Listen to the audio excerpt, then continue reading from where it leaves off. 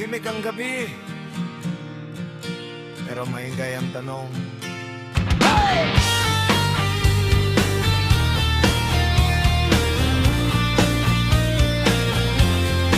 Sa kalsada may kandila, may litrato sa pader, may pareng nakasuota na animoy isang anghel. Sinabayan ni Ale, yakap-yakap ang litrato. Tinanong saan ang punta, sabi doon sa museo. Museong alay, sa laban kontra droga ay pinatay. Mga adik kung ituring doon sa kanilang barangay. Mga salot sa lipunan, napilit sinasanto.